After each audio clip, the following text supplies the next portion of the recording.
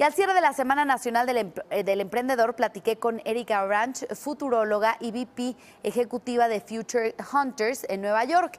Ella nos dijo que actualmente en el mundo estamos en un punto de transición con cambios tecnológicos, socioculturales y geopolíticos que ocurren demasiado rápido. Sin embargo, indicó que los seres humanos siguen teniendo un rol fundamental para las empresas a pesar de la automatización y la digitalización. Veamos.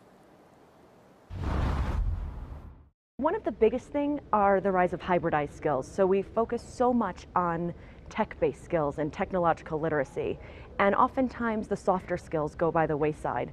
But that human-to-human connection and the trust that is inherent in a human-to-human relationship is essentially going to become a new currency. So whether it's innovation and creativity, empathy, collaboration, engagement, all of those things that cannot yet be put onto software, all of those things that cannot yet be automated. I always say it's the difference between smart and intelligent. So smart is based on memorization. That can be digitized today, but intelligence is really based on true critical thinking. And that's what we have to think around, is how to leverage human-based critical thinking to help propel us into the future. En la entrevista nos habló de cómo las tendencias de realidad virtual y digitalización pueden darle un giro a los negocios del futuro.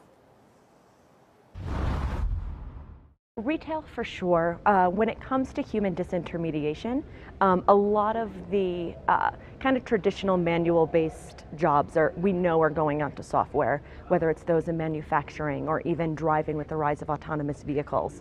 But when we extrapolate it out and look at virtual reality, for instance, the travel and tourism industry, even the financial services industry, one of the greatest things is for an advisor and their client to really be able to interface, and if there's distance between them, to meet in a virtual or even holographic environment and give them real-time stock advice.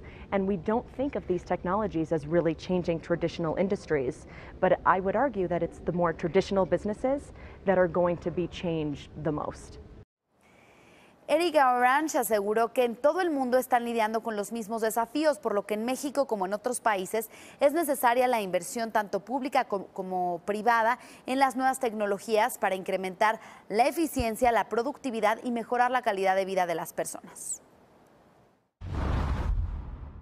The developing countries that in the future are poised to take the most advantage of this. So whether it's countries in Latin America or whether it's even countries in Africa, have the ability to leapfrog all of the existing industrial infrastructure that really defines a developed economy, and can leapfrog all of that and put in completely new technologies from the ground up.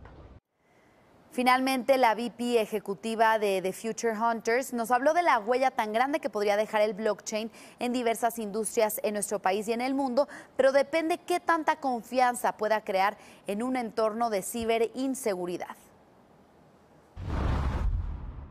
We have yet to see if the true value of the blockchain is going to play out. So there are those that think that what the internet did for communications, the blockchain could do for trust and transparency and transactions.